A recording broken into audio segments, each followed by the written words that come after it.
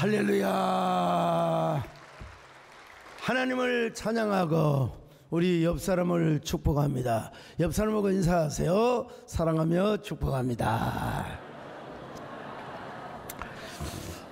여러분, 박찬욱 감독이 제작한 어쩔 수가 없다. 어쩔 수가 없다.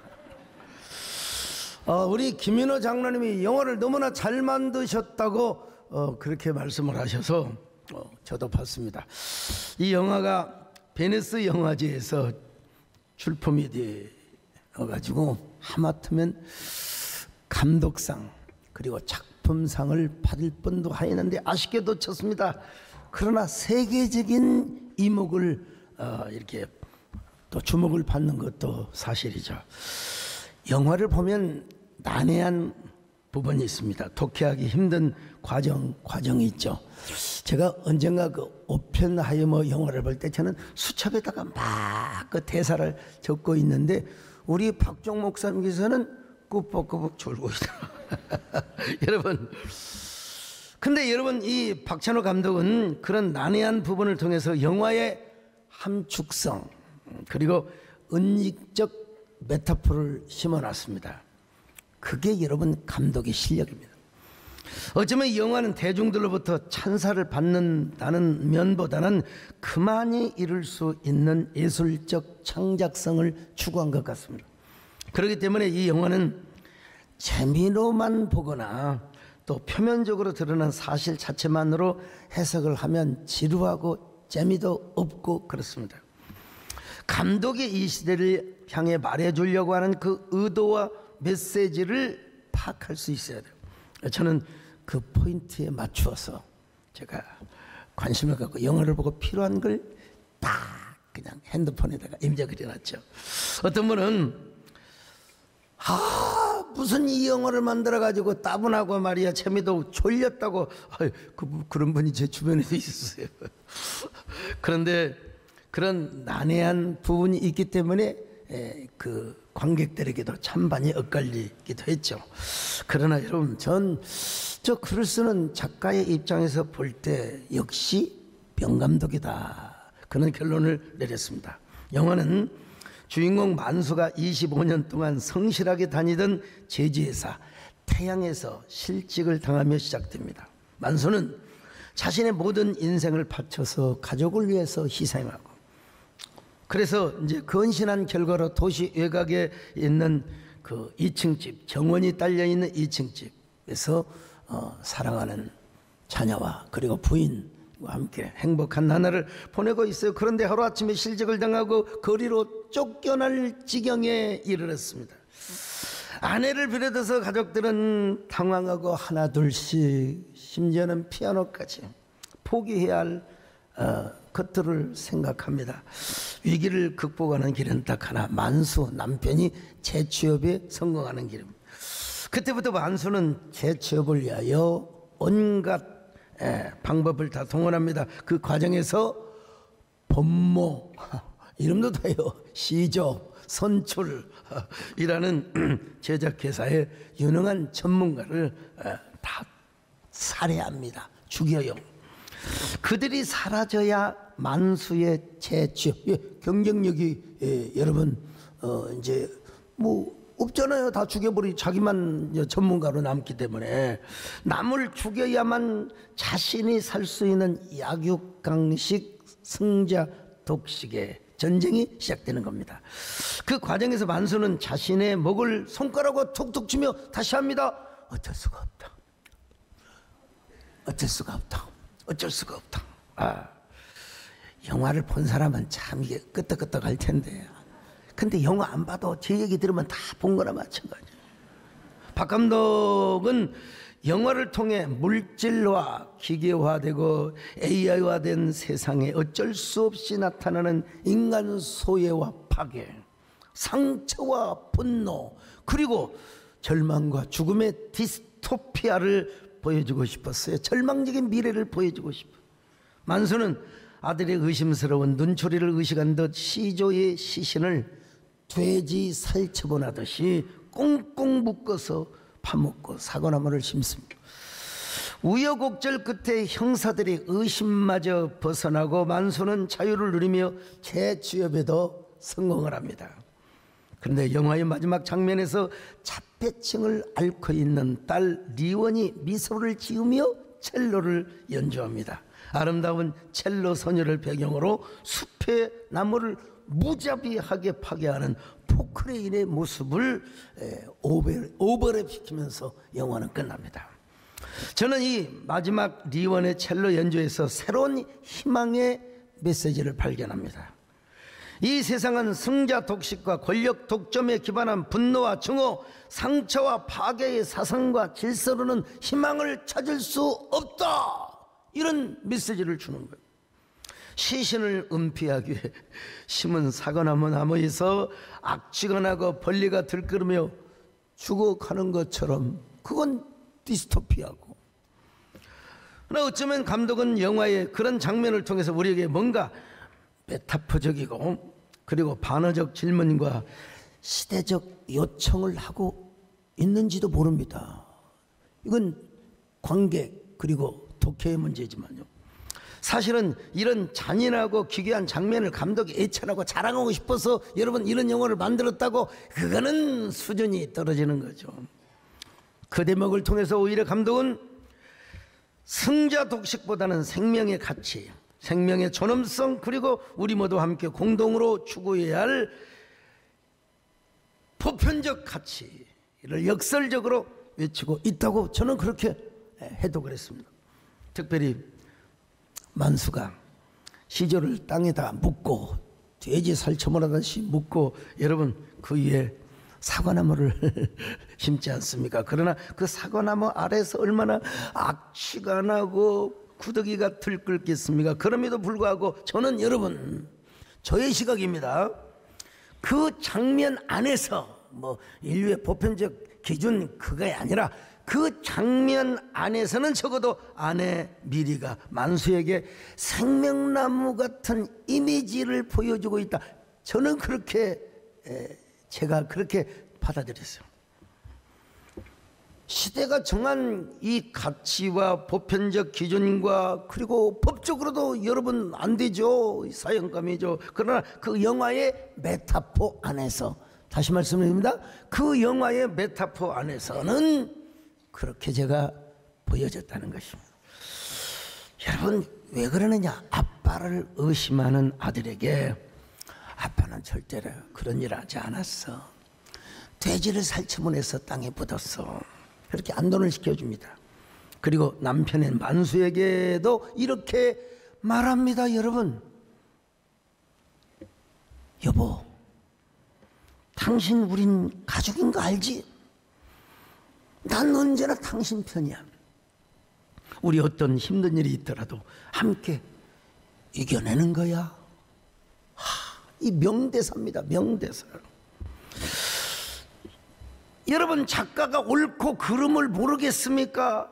감독이 그걸 모르겠습니까?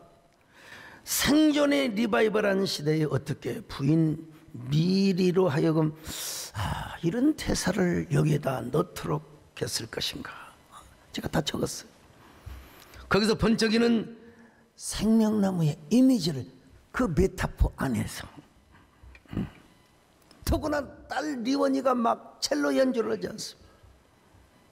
그 영화를 통해서 저는 이런 어떤 그 빛의 이미지를 상상해 봤어요. 그래도 이 세상에는 희망이 있다. 이 세상에서 최고의 가치가 있는 일은 승자 독식이 아니라 생명이다. 생명의 존엄성, 그리고 생명의 가치다. 이걸 여러분, 나는 감독이 이걸 강조하고 싶었다고 생각합니다. 그래서 저는 생명나무의 마지막 11번째가 아닙니다. 오늘 마지막 설교를 할 때 이 내용을 인트로로 사용을 하려고 제가 굉장히 수준 높은 이야기죠. 여러분, 그렇습니다. 이 세상에서 여러분, 생명보다 귀한 것은 없습니다. 저 죽은 사자의 시체가 아무리 턱수염을 자라매도 똥개가 훨씬 낫습니다. 살아있는 똥개. 이 세상에 생명보다 귀한 것이 어디 있습니까? 10월 초가 되니까 갑자기 매미 소리가 그치더라고요.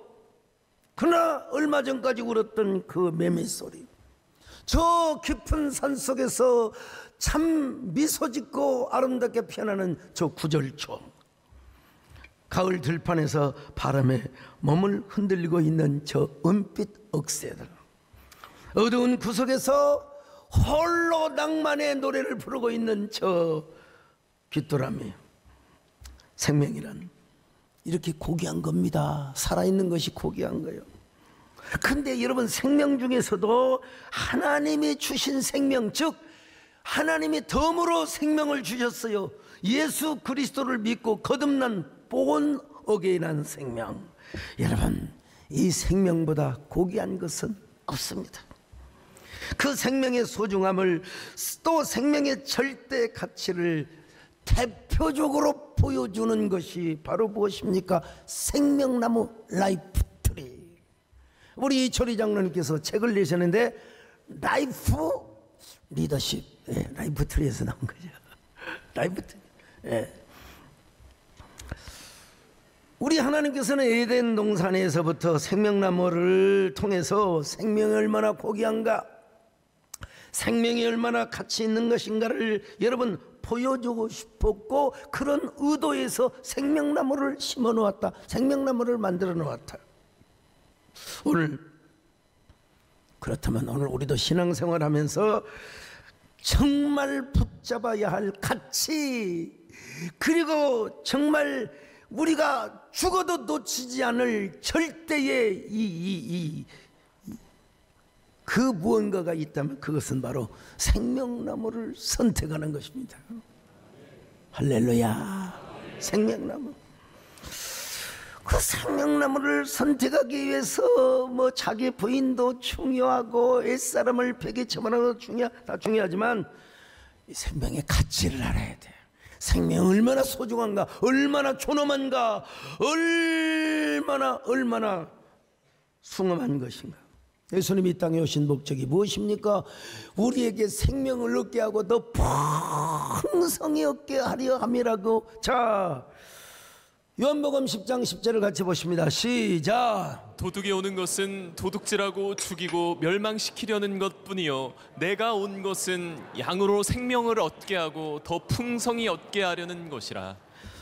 요한계시록에도요, 예수님의 종말론적인 그 영원한 존재 방식을 생명나무로 표현해놨어요. 요한계시록 22장 2절 같이 봅니다. 시작. 길 가운데로 흐르더라. 강 좌우에 생명나무가 있어 12가지 열매를 맺되 달마다 그 열매를 맺고 그 나무 잎사귀들은 만국을 치료하기 위하여 있더라. 여러분, 이 시대와 이 사회에는 프레임이란 말이 있습니다. 프레임. 오늘 우리가 신앙생활하는 데 있어서 가장 중요한 신앙의 프레임이 뭐냐? 생명이라는 겁니다. 생명이 얼마나 소중한가 우리는 기생라합에 대해서 잘 알고 있습니다. 사실 기생라합은 대부분의 구약학자들의, 많은 구약학자들이죠, 에 의해서 여리고 성의 종교 축제 때 성창으로 쓰임 받았대요. 그리고 평상시는 여관이나 뭐 기생집 이런 걸 하고요. 그러니까 이 기생라합의 주막은 국제적인 뉴스가 교환되고, 기생라합은 이런 뉴스에 정통한 사람이었어요. 다시 말하면 라합은 여리고 성에 사는 그 누구보다도 더 이스라엘에 대해서 관심을 갖고 있었어요. 왜냐? 여러분, 하나님이 행하셨던 일들을 여러분 알고 있었기 때문에. 그래서 랍은 여리고성을 정탐하러 온 이스라엘의 두 정탐꾼을 살려줬어요. 자, 여호수아 2장 10절 11절 시작. 이는 너희가 애굽에서 나올 때 여호와께서 너희 앞에서 홍해 물을 마르게 하신 일과 너희가 요단 저쪽에 있는 아모리 사람의 두 왕 시온과 옥에게 행한 일 곧 그들을 전멸시킨 일을 우리가 들었음이니라. 우리가 듣자 곧 마음이 녹았고 너희로 말미암아 사람이 정신을 잃었나니 너희의 하나님 여호와는 위로는 하늘에서도 아래로는 땅에서도 하나님이시니라. 여러분, 이 두 정탐꾼이 여리고 군사들에게 잡히면 갈기갈기 찢겨서 죽임을 당합니다. 큰일 나죠. 여러분, 성경을 보니까 그 정탐꾼 중에 한 명 살몬을 통해서 예수 그리스도의 족보가 이어지거든요. 살몬 하면 또 갑자기 연어회, 술파티 이런 그 이미지가 떠오를지 모르는데 여러분, 그 살몬이 아니고 자, 근데 예수 그리스도가 태어날 족보의 역사가 살몬을 통해서 이어져 간다. 그러니까 인간적으로 생각하면 살몬이 죽으면 안 돼요. 예수 그리스도의 족보가 끊어져요. 근데 여러분, 기생 랍이 이 살몬을 살려줘요. 자, 여호수아 2장 15절로 16절 같이 봅니다. 시작. 랍이 그들을 창문에서 줄로 달아내리니 그의 집이 성벽 위에 있으므로 그가 성벽 위에 거주하였음이라. 랍이 그들에게 이르되 두렵건대 뒤쫓는 사람들이 너희와 마주칠까 하노니 너희는 산으로 가서 거기서 사흘 동안 숨어 있다가 뒤쫓는 자들이 돌아간 후에 너희의 길을 갈지니라. 랍이 왜 그랬을까요? 하나님의 생명을 선택했어. 그 시대 여리고 성청으로서 여리고 편이 돼야죠. 그래서 저 두 정탐꾼들을 고발해서 그들을 죽여야 돼. 그러나 그녀는 하나님 편을 선택했어. 그녀는 일찍이 이집트에서 오는 상인들을 통하여 여호와 하나님이야말로 가장 위대하시고 유일하신 하나님이라는 사실을 깨달았어.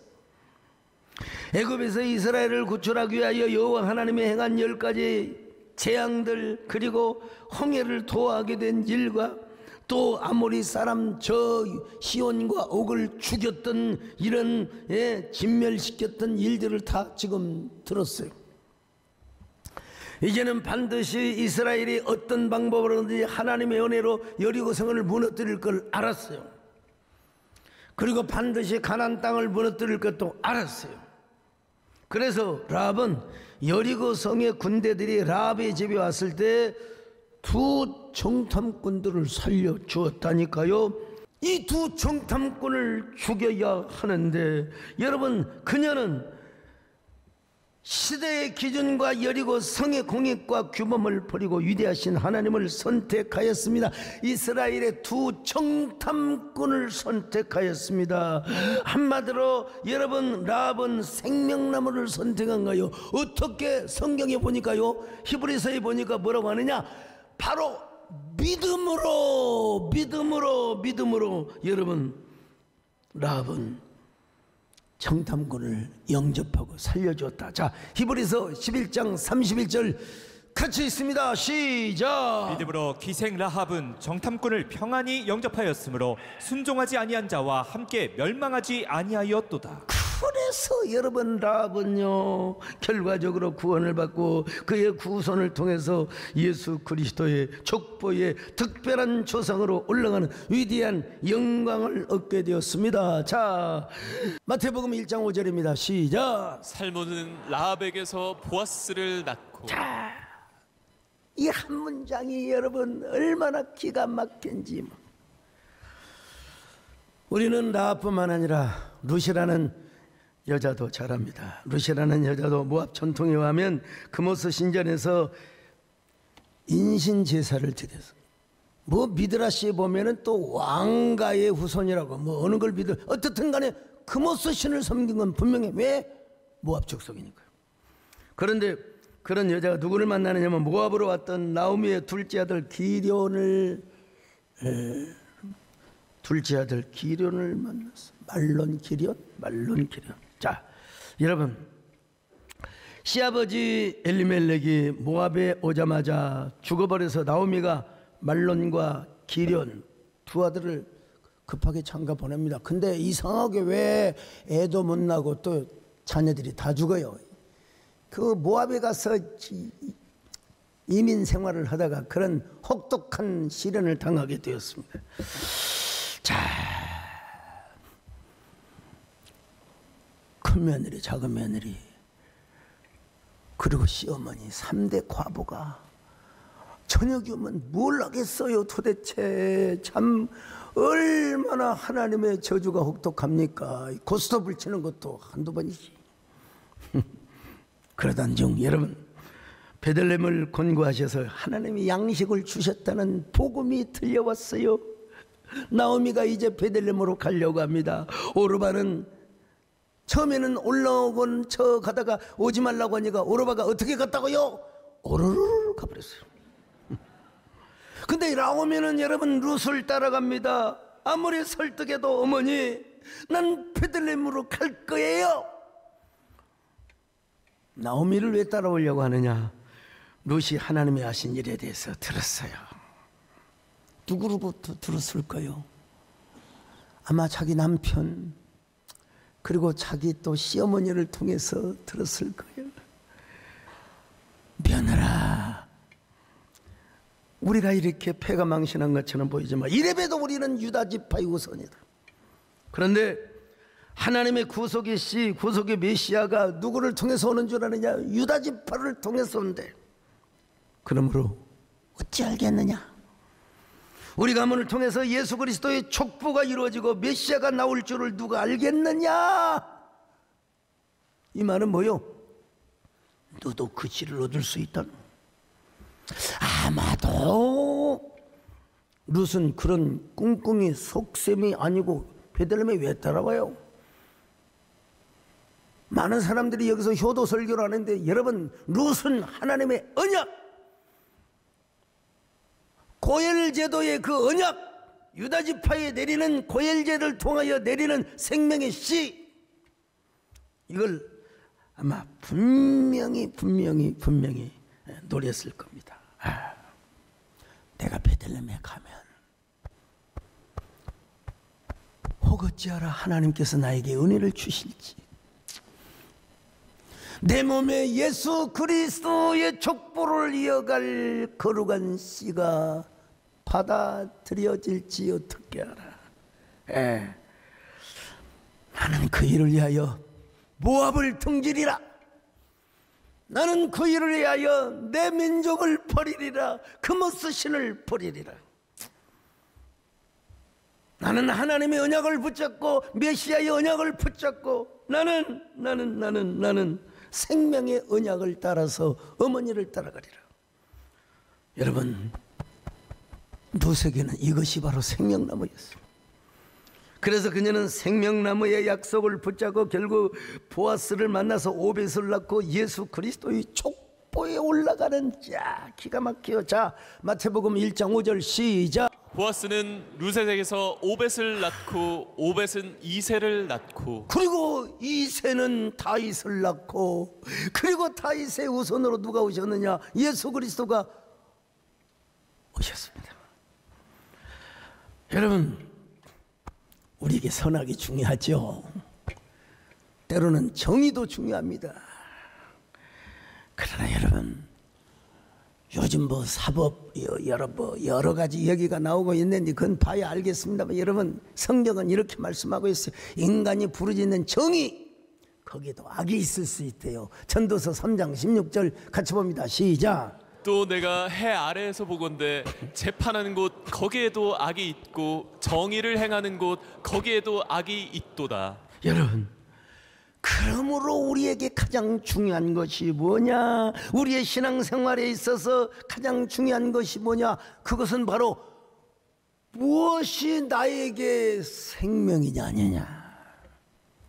무엇이 나에게 하나님의 은혜냐 아니냐. 예. 여러분, 우리가 신앙생활하면서 이 생명의 프레임, 생명나무의 가치관, 이거 하나만 붙잡고 있으면 여러분 언제든지 승리할 수 있습니다. 여러분 승리하시기를 축원합니다. 나의 구원, 나의 생명, 당신 나의 생명, 나의 삶, 나의 소망, 당신. 자, 오늘 본문을 보세요. 본문. 다윗이가 사울의 3,000명의 특공대에게 포위된 상황 속에서 쓴 고백이 있어요. 여러분 잘 아시다시피 다윗이 어디로 도망갔느냐? 십황무지로 도망갔어요. 예. 근데 그걸 누가 일러바쳤느냐? 발음을 조심해야 됩니다. 10사람들.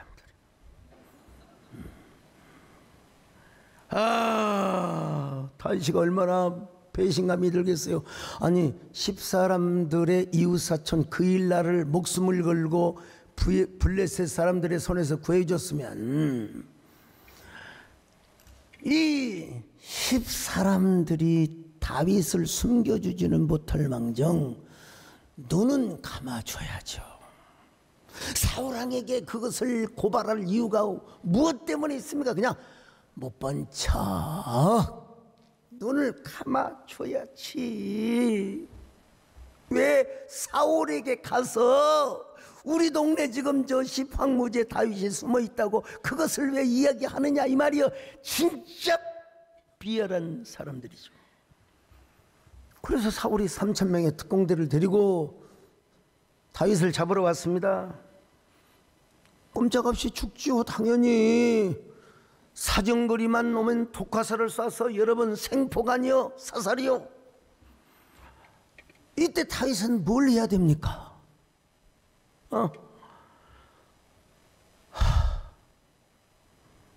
하나님, 왜 나는 이렇게 고난의 연속입니까?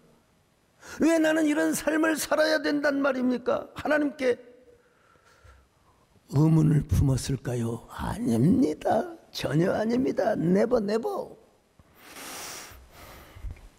뭘 했냐고요? 낙헌제를 드렸대. 낙헌제.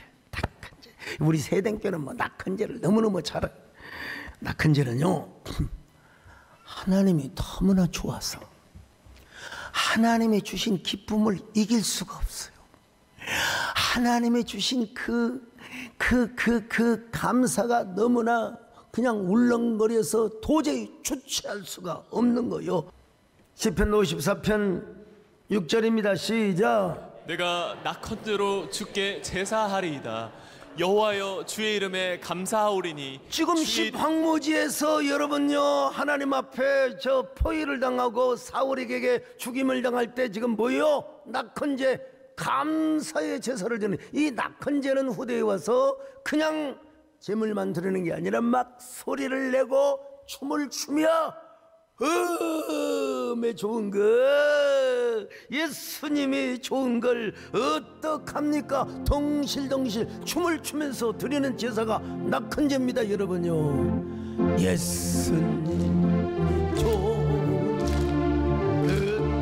어떡합니까?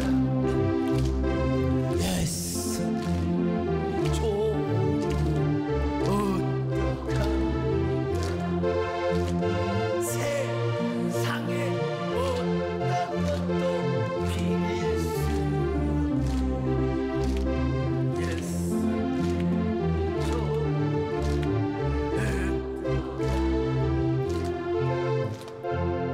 죽을 땐 죽더라도 죽을 리도 없지만 하나님께 찬양이나 실컷하고 제사나 하나님 앞에 똑바로 드리고 그 다음에 내 인생을 하나님께 맡기겠다는 얘기 아닙니까?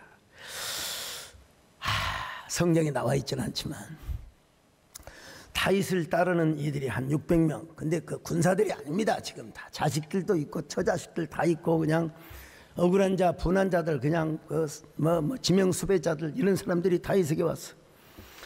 아마도 다윗은 그 문맥상으로 볼 때 그 사람들을 향하여 이런 일장연설 설교를 하지 않았나 싶어요. 여러분, 사울이 군사가 아무리 우리를 옥죄온다 할지라도 우리가 죽는다는 보장을 어디서 어떻게 받을 수 있습니까? 우리가 살아있을 때, 죽기 전에, 죽을 때 죽더라도 우리가 하나님을 한번 찬양해 봅시다. 우리 하나님께 부르짖고, 그러면 하나님께서 어떤 기적을 주실지 우리가 함께 하나님의 기적을 기대해 봅시다. 그러면서 다윗과 그의 추종자들이 하나님을 기대하며 통성기도라며 찬양을 한 것 같아. 나는 그 모습을 제가 이렇게 한번 상상해 봅니다. 저 갈대와 숲풀이 우거진 그 속에서 다윗이가 영장이 되고 위대한 지도자가 되어서, 여러분, 그 사람들을 독려하는 모습이요, 우리 하나님은 역전의 하나님이시다. 우리 하나님은 기적의 하나님이시다. 이 하나님을 믿읍시다. 나의 하나님, 나의 하나님, 생명의 면류관으로, 역전의 면류관으로, 기적의 면류관, 반전의 면류관, 내게 씌우소서.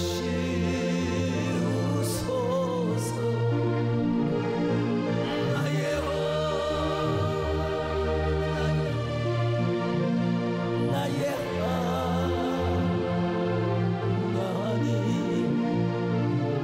그는 나의 여호와, 나의 구세주, 나의 구세주.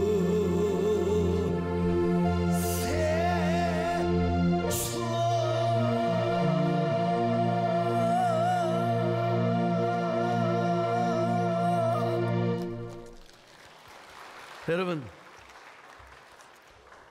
한참 찬양을 하는데 무슨 소리가 들려요? 막 따그닥 따그닥 따그닥 따그닥 따그닥 따그닥. 여러분, 급한 전령이 오는 것입니다. 폐하 급보이 옵니다. 폐하. 뭔 그렇게 소란을 피우냐? 폐하, 블레셋 아새끼들이 우리 땅을 침략하여 기브아 토성으로 향하고 있나이다. 폐하어서 말머리를 돌려 기브아 수도로 가야 합니다. 폐하. 저는 여러분, 다른 사람들의 3배, 4배의 에너지를 들여서 여러분 이렇게 설교를 합니다. 자, 사무엘상 23장 27절 같이 봅니다. 시작. 전령이 사울에게 와서 이르되 급히 오소서, 블레셋 사람들이 땅을 침노하나이다. 아니, 지금 다윗을 목전에 두고 여러분 어떻게 기부하러 가요? 그래서 아마 어쩌면 이럴 수도, 다윗을 사냥한 후에 내 기부하러 가리라. 여러분, 장수들이 엎드려 폐하, 다윗을 아무리 사냥한들 우리의 토성이 함락이 되면 어찌 되겠습니까? 폐하, 통촉하시옵소서. 폐하. 여러분, 여기서 폐하 통촉하시옵소서, 이게 말이나 되냐고. 이건 내시들이 하는 거야, 내관들이. 자, 그래서 사울이 어쩔 수 없이 기부하러 가요. 자, 사무엘상 23장 27절에서 28절 같이 봅니다. 시작. 전령이 사울에게 와서 이르되 급히 오소서, 블레셋 사람들이 땅을 침노하나이다. 이에 사울이 다윗 뒤쪽 길을 그치고 돌아와 블레셋 사람들을 치러 갔으므로 그곳을 셀라하마느 곳이라 칭하니라. 이런 역전, 이런 판전이 어디가 있어요? 다윗이 낙한제를 드리기로 마음먹는 순간 하나님께 감사하기로 생명나무를 선택하는 순간 하나님께서 블레셋 장수들의 마음을 감동하는 거예요. 야, 지금 사울이가 기브아를 비웠다. 가서 사울의 심장부를 쳐라. 그러니까 여러분 어떡합니까? 블레셋 장수들이 아유 어쩔 수가 없다. 그래갖고 여러분 다윗이 살아나게 된 겁니다. 아마 하나님께서 다윗에게 이런 메시지를 주셨을 겁니다. 다윗아, 너의 구원자는 사울이 아니다. 너 이스라엘의 하나님 여호와다. 너는 오직 나만 의지하고 믿어라. 선택할 것이 전혀 없을 때 너는 나를 의지하고 나를 사랑하고 나 여호와 하나님을 붙들거라. 그러면 너를 구원할 뿐만 아니라 반전의 드라마가 거듭되어서 여러분 사울의 머리에 씌어있던 그 왕관을 내가 너에게 반드시 옮겨줄 것이다. 아, 멋진 표현이요. 제가 만들어낸 표현입니다. 너를 이스라엘의 왕이 되게 하여 주겠다.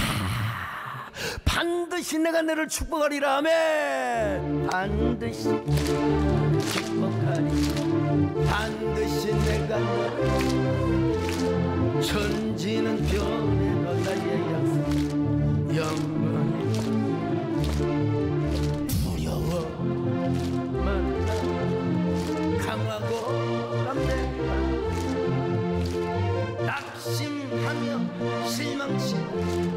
낙심하며 실망치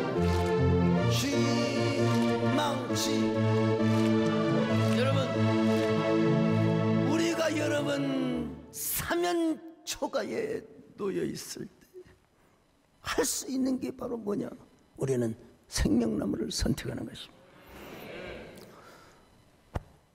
저 부족하지만 예수 믿고 신학교 간다고 집에서 쫓겨났습니다. 서울에 수많은 대학, 수많은 신학대학이 있었지만 하필이면 하나님께서 저를 광주신학교로 인도하셨어요. 제 인생에 있어서 광주신학교와 저 화순백암교회는 잊으려 해도 잊을 수 없는 시절입니다. 여러분 우리 남진 장로님 그런 노래 부르시잖아요. 잊으려 해도 잊지 못할, 진짜 잊으려 해도 잊지 못할 그때 그 시절이 있어요. 특별히 광주 민주항쟁 때 제 목숨이 10개, 20개, 100개나 되는 줄 알고 세상에 그 금남녹기를 성경 찬송을 들고 주일날은 오브코스지만 주일 밤 예배 드리고 저녁 늦게 수요 예배 금요 기도에 이건 죽으려고 환장한 모습, 죽으려고 해. 근데 그때로서는 저에게 그것이 생명나무였어요. 그때로서는. 여러분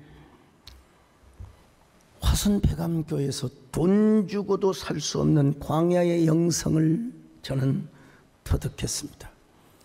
이 세상에는 돈이 필요합니다. 네. 그리고 돈으로 사야 될 것들이 많습니다. 그러나 여러분 돈으로 살 수 없는 것들이 있어요. 그 풍물불과 같은 시련의 불 속에서 금덩어리가 뚝뚝 떨어지는 것처럼 저는 돈 주고도 살 수 없는 그 영적인 스펙을 저는 얻을 수 있었습니다. 목회자로서의 승부사석 기질, 영성 끊기. 거기서 개척에 성공을 하니까 여러분, 거기서 예배당을 짓고 나니까 여러분 제가요 세상에 두려울 게 없더라고요. 누가 저를 비록 알아주지 않더라도 여러분 저는 하나님의 나를 인정하시고 나는 어디 가도 승리할 수 있다. 배짱이 있고 자신감이 생겨서 맨손으로 서울로 올라왔습니다. 외롭고 춥고 배고프고 참 헐벗었던 시절. 진짜 황야 같은 곳입니다. 개척 멤버가 있어야. 오직하면 저희 집사람이 그런 얘기를 했겠습니까? 왜 하필이면 왜 이곳에다가 교회 장소를 삼았느냐고. 아이, 하나님의 뜻이 있어서 그러셨겠지. 아니, 옆에 연세대 출신, 저기 고려대, 서울대, 종신대, 당연히 그럴 만하죠. 당연히 그럴 만하지. 집사람 말이 정상입니다. 틀린 말이 아닙니다. 그러나 비록 메마른 황해라 할지라도 하나님이 함께 하시면 나는 여기서 또 한 번의 생명의 스펙의 꽃을 피울 수 있으리라. 생명나무의 스펙.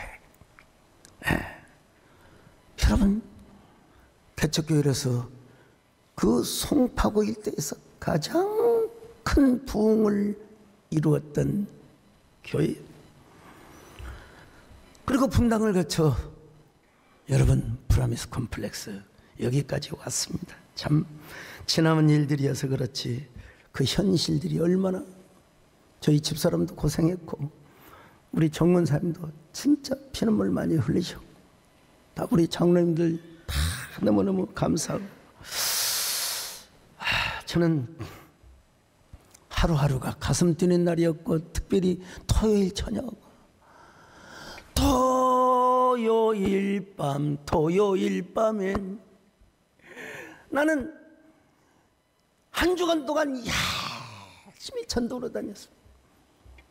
조선일보, 통화일보, 신문 배달하면 막 교회 전단지 막 뿌리고 새벽마다. 여러분, 제 사진을 잘 찍었거든요. 그래서 내 사진 보고 또 제가 여러분 얼마나 아름다운 필력으로 매혹적으로 그를 한 번만 와보세요. 한 번만 나서 설교 들으세요. 그러니까 제가 토요일 날은 심장이 뛰고 자다가 깨고 이게 40년을 그렇게 해왔어요. 내가 피땀으로 준비한 설교 원고에 성령의 기름이 부어지고 내 설교의 은혜를 받아서 성도들이 얼마나 등록할 것인가. 근데 매꼬로만 사람들이 저 패밀리타운이라든지 뭐 어디 아파트에서 오신 분들이 와가지고 우리 교회 와서 시험 들어서 갔다는 사실은 여러분들 다 아시죠? 목사가 대단한 줄 알았더니 무슨 뭐 제트키 날아가는 식으로 막 설교를 하면서 그냥 그때는 전도사지. 전도사가 또 유난히도 전라도 사투리. 지금 저는 전라도 사투리 다 잊어먹었어요. 좀 가르쳐 주세요. 좀 몰라요. 후회하지 않습니다. 지금도 여러분 토요일 날이면은 밤이 두렵습니다. 그러나 지금까지도 하나님이 은혜를 주셨고 은혜로 이겨왔으며 오늘 또 여러분 은혜로 여러분에게 말씀을 증거하고 간증을 하고 있고 앞으로도 당당하게 하나님의 사역을 감당할 줄로 믿습니다. 어떤 일이 있어도 생명나무 거기에 신앙의 프레임을 걸 겁니다. 사실 제가 뭐 자랑이 아니고 남들이 하지 못하던 수십 배, 100배에 달하는 한국교회 공적 교회와 공적 사역을 했다는 거 여러분들은 다 알고 계시잖아요. 그 비결이 뭐냐? 하나님의 은혜였고 생명나무 신앙이었습니다.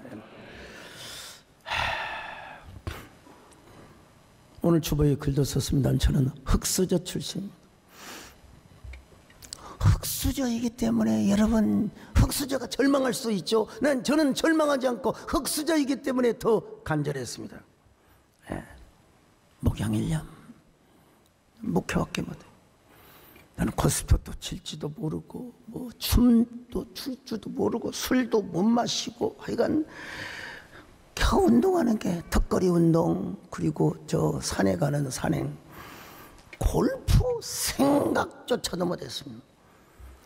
근데 이제 제가 심신이 좀 지칠 때가 있었죠. 예? 사실 그럴 일들이 있었어요.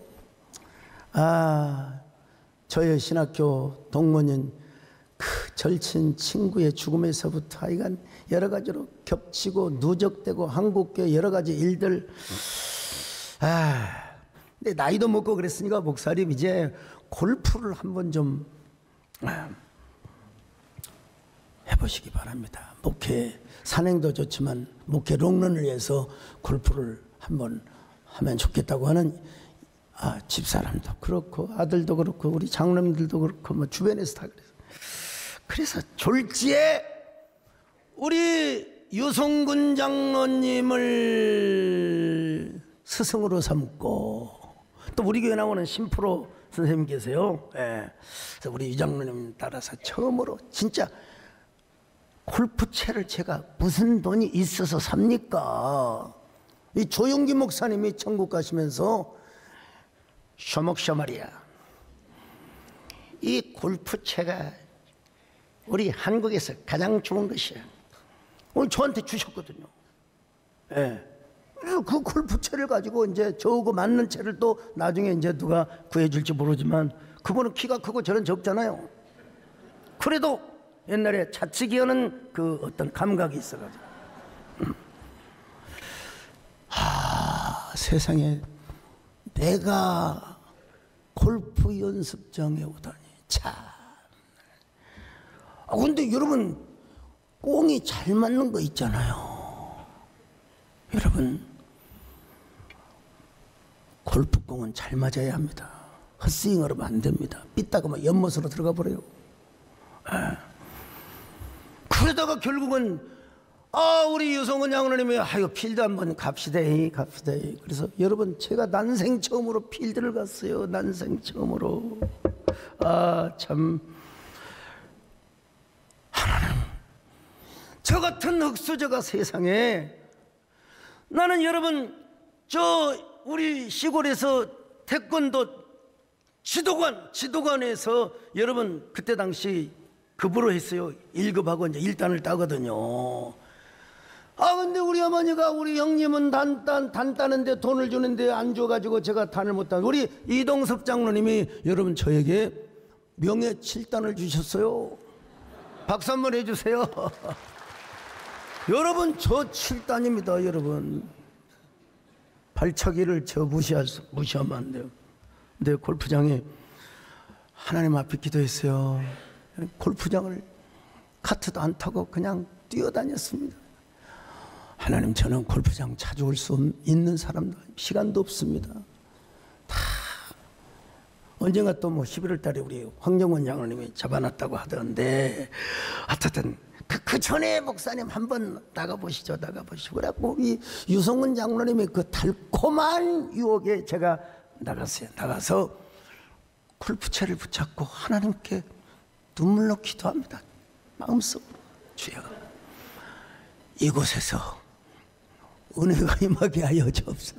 그 은혜는 뭐냐? 꽁이 잘 맞는 겁니다. 꽁이 잘 맞는 겁니다. 여러분, 근데 18호를 저는 카트 안 타고 뛰어다녔다니까요. 뛰어다녔어요.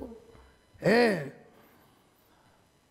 제가 처음으로 간 완전 초보가 점수를 얼마를 기대하겠습니까? 보통 처음에 가면 120, 130, 140 나온다고 하더라고. 이제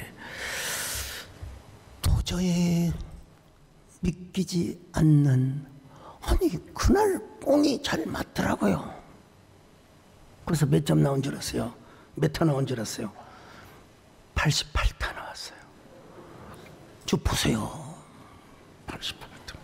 있을 수 없는 일입니다. 이건 있을 수 없어요. 그러니까 오죽하면 김철수 장로님이 저를 의심을 하셨겠습니까? 어떻게 처음 간 사람이 저렇게 칠 수 있느냐고. 여러분, 하나님이 은혜를 조금만 더 주셨으면 80부터 더 쳤어요. 예. 진짜 내가 실수해가지고 진짜 하나님께 너무 감사하고 죄송해요. 아니 어떻게 처음 간 사람이 88타를 칠 수가 있어. 여러분, 제가 자랑하기 위해서가 아니라 이거는 실력 점수가 아니라 은혜 점수입니다. 은혜 점수요.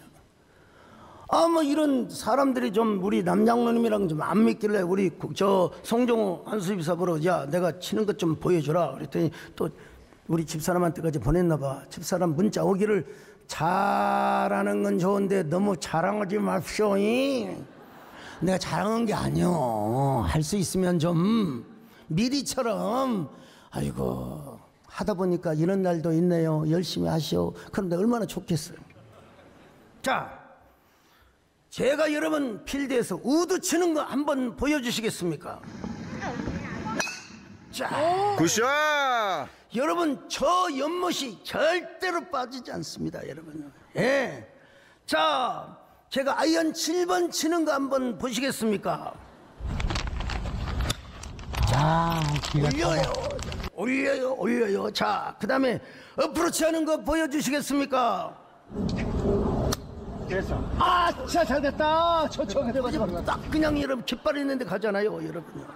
예. 자, 퍼딩하는 모습입니다. 나이스 파. 길게 치는 거 안 들어갔지만 20m에서 친 거 한번 보여줄 수 있으면 보여줘 보세요.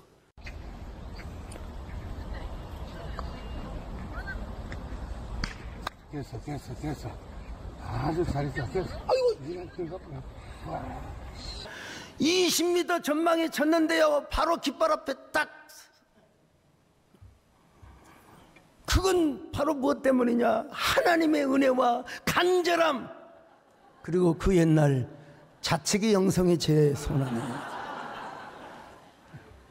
오늘 여러분 뭘 해도 생명입니다. 골프를 해도 우리 신앙생활이겠습니까, 여러분? 여러분의 학문 활동이겠습니까, 여러분? 생명나무 프레임으로 언제나 인생을 승리하며 나가시는 저와 여러분 되시기를 주의 이름으로 축원합니다. 하나님 감사합니다. 우리 모두 생명나무를 붙들고 승리하는, 어디서나 생명나무로 승리하며 영광 돌리는 저희들 될 수 있도록 축복하여 주시옵소서. 예수님의 이름으로 기도 올리옵나이다.